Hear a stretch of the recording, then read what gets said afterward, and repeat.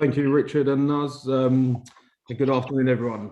So, a little bit about me. I'm Stephen Gallagher, like Richard said, Chief Investment Officer and Director at Gallagher Group. Very important to say I'm not an expert around mental health, but I'm passionate about destigmatizing the topic, making conversations normal, and creating a culture and environment where people feel safe and able to talk. So, moving on to the Gallagher Group. We're one of South East's premier building, civil engineering, aggregates and property development companies. We're passionate about providing the highest standards in everything that we do. We are a high-performing, challenging and demanding company, but it's key to us to have an empowered and caring support structure throughout our business. Our mission is to inspire our people, support their ambitions and well-being so that they build a positive future and legacy for themselves and the communities in which we serve. It's important to say that as a family business, we're very lucky that we're able to take a long-term view on most things. And we feel a great responsibility for our people and their well-being. The legacy and sustainability of our business is extremely important. And that's why mental health is fundamental to everything that we do. As a family business, it runs through our DNA. It's every part of our business. So we want everyone to feel part of our family. That's extremely important to us. And it's recognizing that everyone's individuals is a key part of that. So to encompass what a family business means to us, it's make sure that our people feel valued, that their opinion matters and their efforts are recognized and rewarded, that they're engaged. So we provide the right conditions and goals for them and our collective success. But just importantly, we generally care about everyone and creating a culture where people feel safe, and it's that solid foundation that enables us to build from everything we do. Going on to our values, we are customer focused, we're passionate and confident, we work as a team, we are a business of character, or rather characters, we are solutions driven, and we listen and we're eager to learn. And that's been huge over the last couple of years with all the challenges that everyone's faced. And like I say, it's listening to your people and reacting to it properly as well.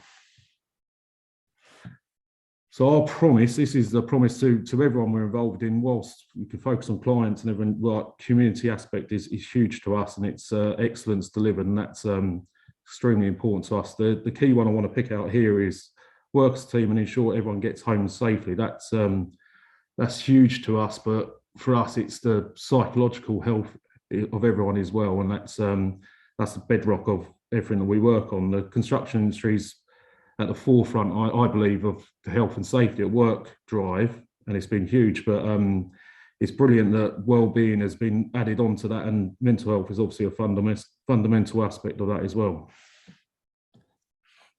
So some statistics to build on what Richard was talking about earlier. So a scary statistic for us is that 2 people every day in the construction industry take their own life. That just is a great example of the problems and issues that we face. So 1 in 5 of all work-related illnesses are directly related to stress, depression, or anxiety. 88% of the construction industry is male, and this is one of the fundamental challenges we have. Is macho culture, and it's something I want to lead on to now. So how I see that myself is construction is competitive, active, and stressful. People are judged on their outputs and productivity. We face challenging deadlines, which obviously compounds that issue. There's language barriers, disadvantaged backgrounds, and social inequality are very common. Social status and image is a key factor. Site banter is extremely prevalent, which I like my sports, and I coin it to the locker room mentality, which I think is extremely important, but it's recognizing that it's a fine line before that can turn into a toxic environment where people just don't feel able to share and talk. So it's recognizing that as well. A general lack of awareness around early signs of mental health. Sadly, as men, and ignorance is bliss and manning up are common phrases, and that just adds to the issues and problems that we face. Gambling, alcohol, or a playboy image are common forms of release or distraction. I believe this is the start of a vicious cycle and just makes the problem even worse and harder to deal with. what I believe are the misconceptions around this macho image is men don't talk or show emotions. Men are self-reliant, so they feel added pressure to deal with their issues by themselves. Men don't get sick. Vulnerability is a weakness rather than a strength, and we're trying to turn that around and educate our people around that, and that vulnerability is a huge strength. So what are Gallagher's doing to help? One of the key programs we initiated was an employee assistance program. This is a free and confidential service. We advertise it widely throughout the business. There's posters everywhere on site, in offices, on our intranet, and I'm pleased to say engagement is growing all the time, and I think that's a positive step in a brighter future for everyone. COVID's been a huge challenge for everyone. For me, it's very important to say that everyone's experience has been different. Everyone's experience has been personal, and it's just recognising all of those challenges that people have faced. I think we've got a huge challenge coming up in the next weeks, months, years ahead. And I think it's just coming out, and it's just being alert and alive to those issues. But like I say, for me, it's fundamental to treat everyone as individuals. And just like I say, everyone's experience was different, and the challenges will be different as well.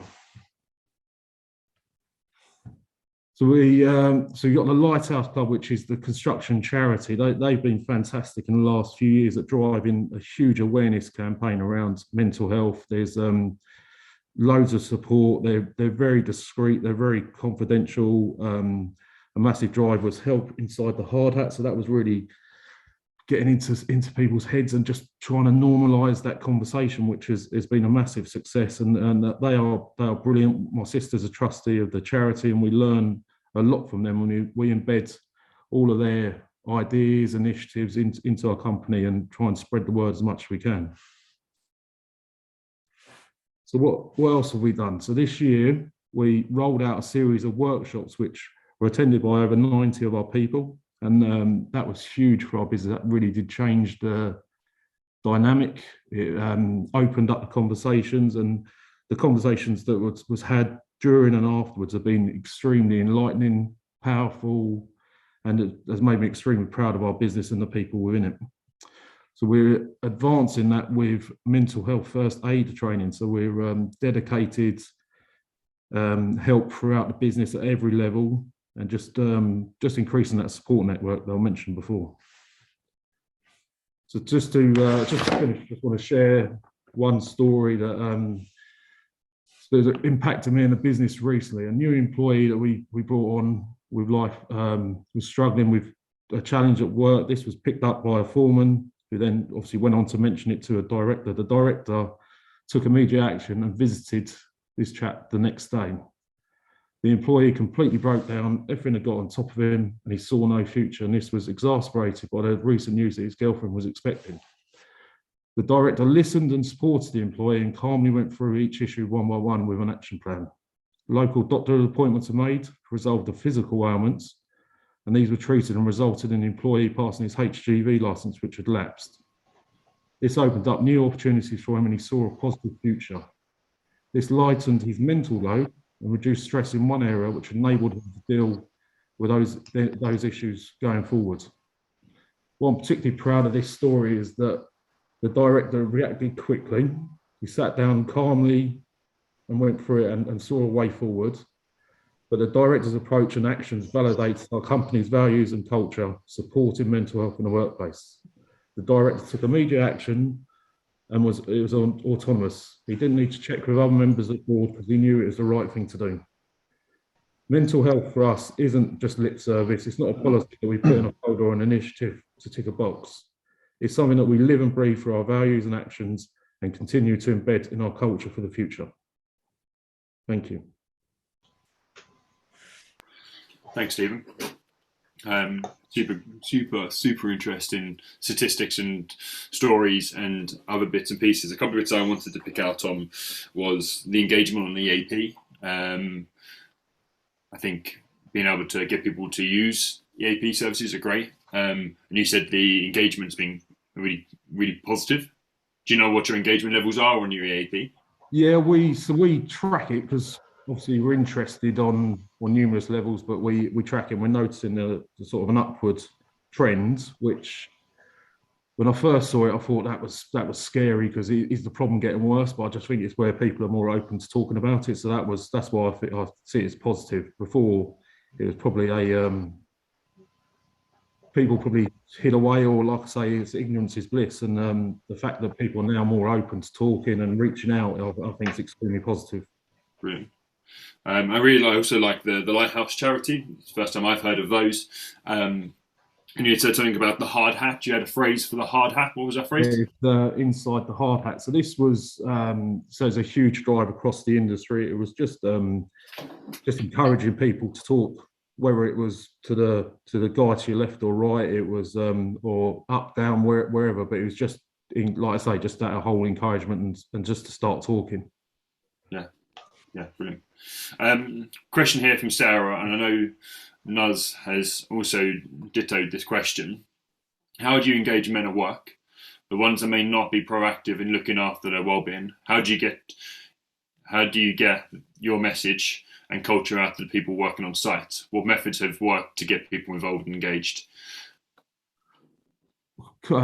Take that. So culture for us is it's everything that we do. It's the environment we create. It's the sort of the first interaction or intervention is key. So make sure that people people don't have to have all the right answers. Just have to know that listening is important, and just that, like I say, the first phase, and then there's follow up and there's support around it, and like we can't solve every issue, but we can certainly help, support, and signpost people to the right places to get help, depending on how much help they need. For me, it's a big part of our business is make sure everyone's individual. So it's like I say, it affects everyone in so many different ways, and it's even to the point of just noticing someone's not themselves is important, and then make sure the right person interacts with that person just to check in on them. Yeah, and that comes, you said, like it's a recognition, isn't it? And being able to recognise maybe when that person isn't being themselves and being able to communicate with them, however that best is the best way to do that, right? Yeah. And that's where your education around it is so important. So it's great to see you doing something. I don't know how long we have, Nuz. Or one more question. You said about workplace banter and that toxic environment. Is there anything you put into place to support that and to encourage the correct workplace banter? Because we all know that it is rife on construction sites. So yeah, that's my question. Yes, that's a difficult question to answer, but it's just for me, it's just knowing that's recognizing where you could slide into the sort of toxic. I call it a toxic environment where even if it's just one person just didn't feel able to talk, then that's something we've got to set about and tackle and try to improve. It's just like I say, it's common, it's normal within construction, but it's just let's recognise it and let's try and change it. Is my thoughts. Yeah, completely agree.